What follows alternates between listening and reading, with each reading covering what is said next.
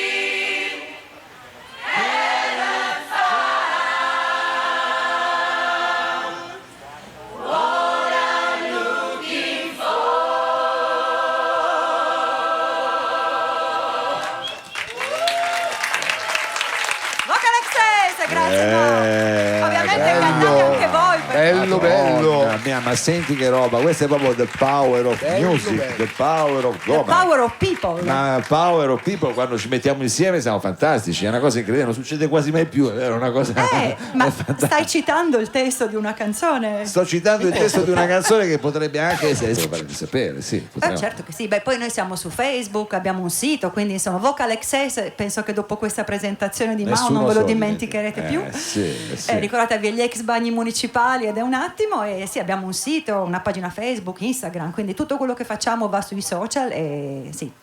Tra l'altro io vorrei chiedere a Rocco Robertazzo per il prossimo appuntamento con gli amici di Piero. Ma volentieri io la butto fare. lì. No. Io sottolineo sempre che Tati, lo dico sempre, è il direttore artistico, quindi io nel senso...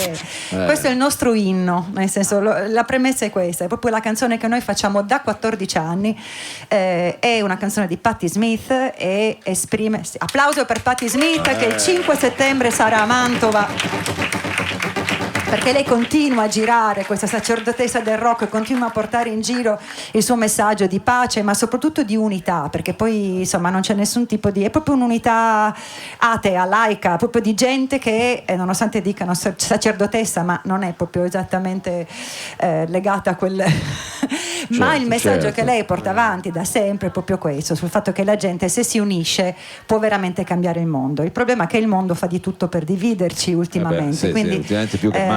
Sì, e la coralità secondo me ha ancora più importanza di sti tempi, perché invece la coralità fa questa cosa meravigliosa di unire la gente e farla cantare. E noi siamo qua apposta a sponsorizzarla, quindi coralità. people have the power. People dammi il tempo che solo la faccio dopo lenta. Com'è? 1, 2, 3, 4. A tutti!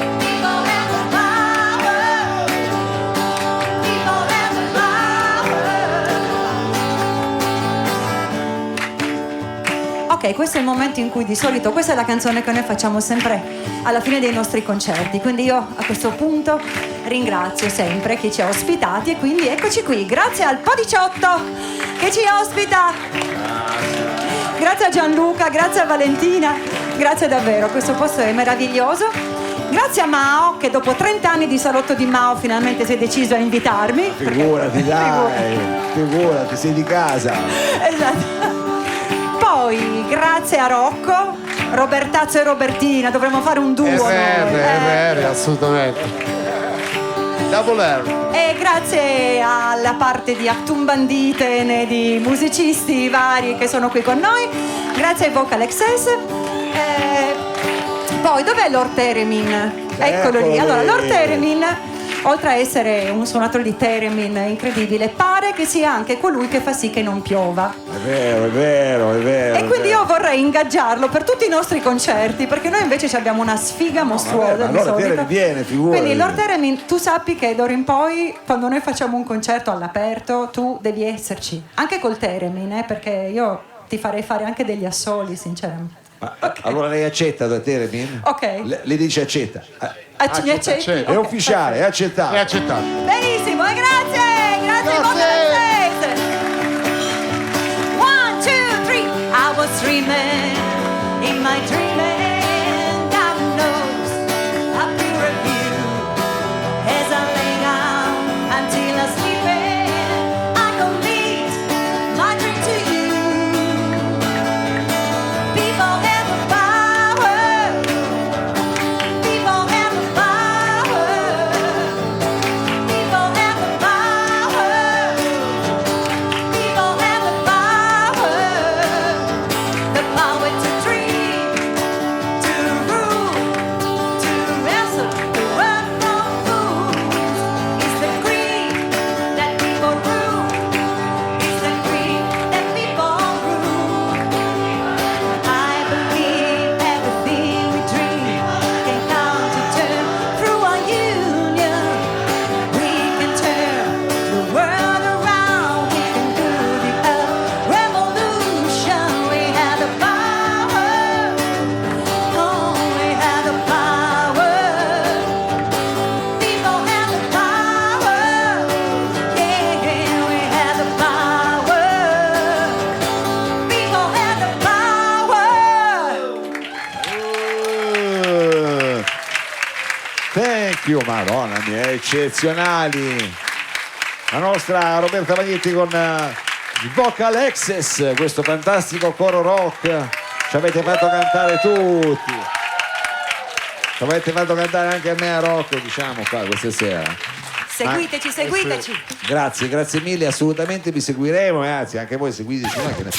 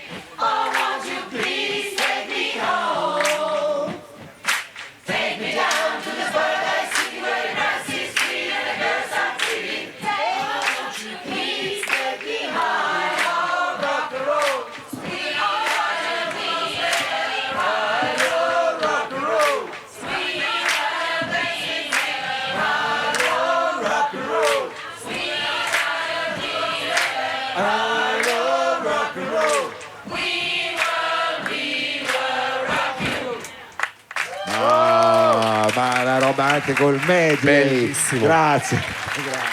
Grazie, veramente grazie. Puntata eccezionale Grazie questa. Veramente vi ringrazio tantissimo chiaramente il coro delle Vocal Access. Grazie di essere intervenuti questa sera, generosi con il vostro coro, ci avete scaldato il cuore. Alla prossima e tante belle cose. Andiamo con la sigla. Sigla.